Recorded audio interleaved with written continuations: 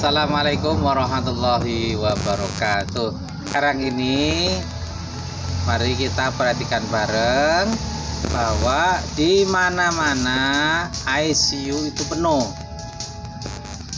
Kita membaca tulisan-tulisan di koran, rumah sakit X bornya bahkan sampai 120%, 110%. Artinya apa? Artinya kalau dia punya kapasitas 100 tempat tidur, sudah nambah 10 tempat tidur, mungkin pinjaman dari luar atau dari bed yang memang seharusnya tidak dipakai, tidak dihitung, sekarang ditambahkan 10, terpakai semua, berarti bornya 110%.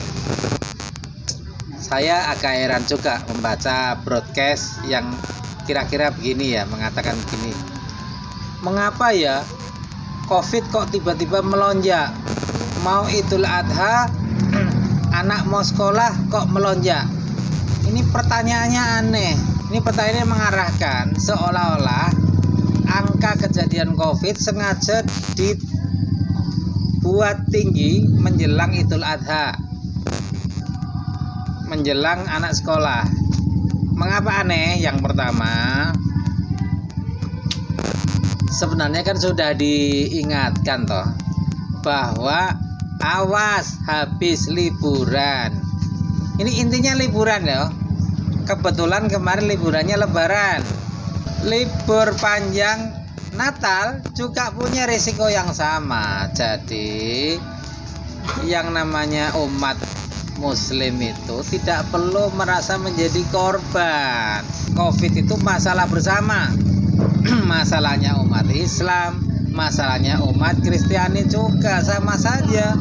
Jangan merasa tuh kalau lebaran Islam terus seolah-olah dinaikkan. Ya kalau soal wisata dibuka itu salah memang. Dan pemerintah mulai menyadari sehingga mulai melakukan pembatasan-pembatasan itu.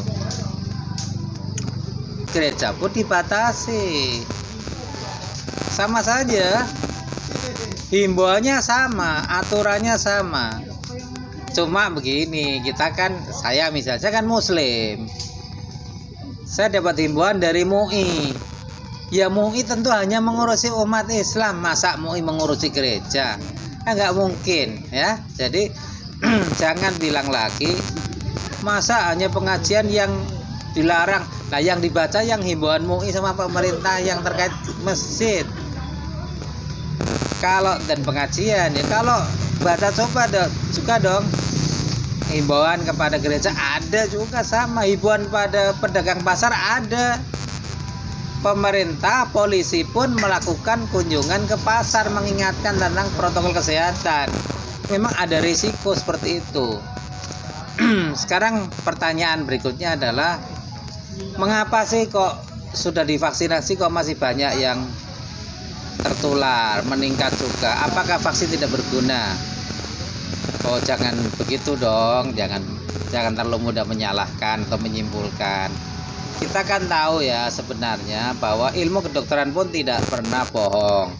Ilmu kedokteran juga jujur ya, mengatakan bahwa efikasi vaksin itu adalah 63,5% dalam hal vaksin Sinovac ya. 63%. Artinya masih ada peluang orang yang divaksin tetap kena gitu. Masih tetap kena. Oleh karena itu vaksin itu sangat penting tapi bukan segalanya. Ini kata rekan kami Dr. Siswanto, spesialis paru itu. Karena apa? Kita harus tetap menggunakan masker. Ini maaf saya syuting sendirian, jadi saya nggak bisa pakai nih masker nih. Lalu kalau makan bersama, ya makan kan mesti buka masker. Yang tidak bisa dilakukan apa? Ya jaraknya yang diatur, posisinya juga ya, misalnya selang-seling gitu ya. Sini, yang di depan di tengah-tengahnya sehingga tidak bertemu langsung. Yang sini juga saran depannya kosong, ini depannya kosong. Itu selang-seling itu sudah minimal deh. Nanti bisa dilihat juga di Cafe 1912 UMY. Itu di bagian luar yang di luar itu menarik itu kursi ada depan tapi tengah-tengahnya ada mika pembatasnya. Silakan perhatikan bahwa di antara mereka yang berhadapan ini ada mika pembatas KV 1912 UMY.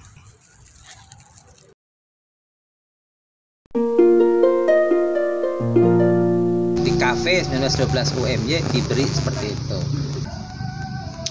Jadi gimana, kembali ke soal vaksin. Vaksin itu tetap bermanfaat. Yang pertama, mengurangi risiko terinfeksi. Yang kedua, mengurangi tingkat keparahan atau severity kalau orang tetap terinfeksi. Insya Allah begitu. Memang kalau ada varian Delta, kemudian efektivitas vaksin sedikit atau agak berkurang. Maka kembali pentingnya prokes, walaupun sudah vaksin tetap pakai prokes. Baik, selanjutnya bagaimana tentang fatwa MUI? Ada vaksin yang, kalau vaksin yang pertama Sinovac itu fatwanya halal kan?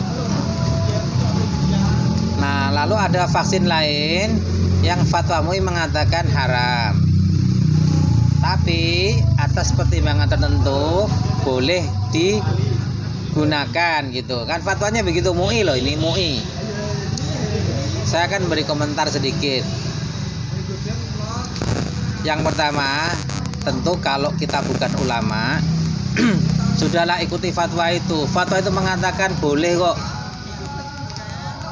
kan tanggung jawabnya ulama itu. Andai kata kita dianggap salah, ulama sudah memfatwakan boleh ya. Jadi tidak perlu kita mengatakan kok semudah itu mengubah haram menjadi halal dengan fatwa. Loh, tidak mudah. Ulama itu diskusinya panjang, dalilnya banyak. Tapi tunggu dulu, saya punya hal kedua yang saya sampaikan. Fatwa haram itu muncul karena MUI mengambil dasar madhab Syafi'i, sebagaimana di Indonesia memang kebanyakan Syafi'i. Kalau ulama lain di negara lain menggunakan madhab Hambali, itu murni halal, bukan haram lalu dihalalkan karena kondisi tertentu darurat, bukan, tapi murni halal. Apa itu?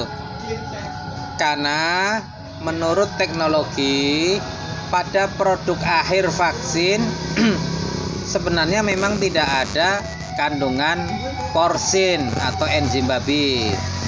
Dalam prosesnya memang dikatakan pernah berinteraksi, pernah berhubungan dengan porsin atau enzim babi, namun sebagai katalisator. Dia hanya mempercepat reaksi pada awal-awalnya, tetapi tidak ikut bereaksi. Kemudian mengalami proses pencucian, mengambil dasar madhab Hambali, zat yang pernah kontak dengan benda haram, lalu mengalami pencucian sampai dengan suci, sampai dengan murni. Ketika dites tidak ada lagi kandungan porsin, yang enzim babi itu tidak ada, maka produk akhirnya itu menjadi halal. Nah, itulah fatwa yang dipakai di kerajaan Saudi Arabia. Oleh karena itu coba cermati, di Saudi Arabia sekarang untuk urusan haji ada 2 vaksin yang sudah diakui, yaitu Pfizer-BioNTech dan AstraZeneca. 2 vaksin ini sudah diakui oleh Saudi. Jadi gimana tentang Sinovac? Sinovac itu tadinya belum diakui oleh WHO. Lalu WHO sudah mengakui, WHO sudah merekomendasikan, tetapi Saudi belum menerima. Saudi baru 2, yaitu Pfizer dan AstraZeneca. Jadi bagaimana dong? Ya kita menghargai dong otoritas kerajaan Saudi, kan mereka yang punya negara, mereka yang kerajaan, mereka yang punya aturan, ya kita ikut aturan mereka. Kalau mereka hanya menerima 2 vaksin itu, ya kita menyesuaikan. Jadi bagaimana? Ya ya silakan yang mau umroh menyesuaikan vaksin lah pakai AstraZeneca atau Pfizer. Yang mau haji juga begitu. Sudah vaksin pakai Sinovac boleh, nanti ada syarat-syaratnya lagi. Dalam batas tertentu akan ada boleh dilakukan pengulangan vaksin dengan menggunakan vaksin AstraZeneca atau Pfizer. Nanti akan diatur dan silakan konsultasi dengan dokter yang berwenang ya. Jadi dari ID maupun dari dokternya dinas kesehatan itu akan mengatur. Semuanya akan diatur. Kalau kita ikuti aturan itu, insya Allah kita tentram. Kita bukan ulama kan, tidak usah buat fatwa sendiri. Sudah ada fatwa ulamanya, kita ikuti aja fatwa ulama.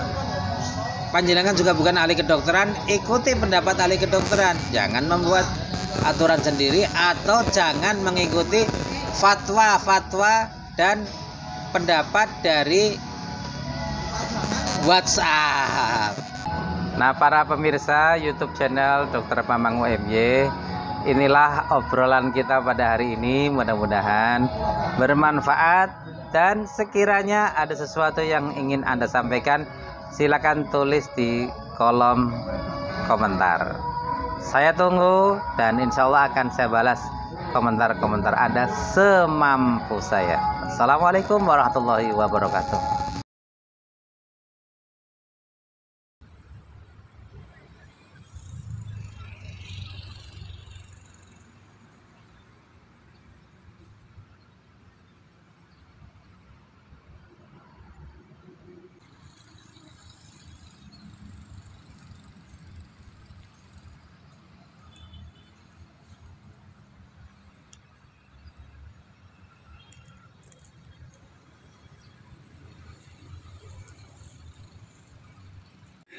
Nah, ini menu kesukaan saya nih. Ada sate taichan ya. Sate taichan ini enak nih di sini nih. Harganya juga murah meriah. Lalu yang sebelahnya ini minuman ini adalah kopi cafe latte dengan bahan susu full cream ya, tanpa gula. Jadi bukan pakai susu kental manis yang isinya cuma gula itu. Ini adalah susu full cream ya, dengan kalau kita lihat kontennya, kalau di susu full cream itu kalau 200 ml itu karbonnya 10 gram. Ini susunya nggak sampai lah kalau 200 ml, paling separuhnya ya, karena campur dengan kopinya begitu.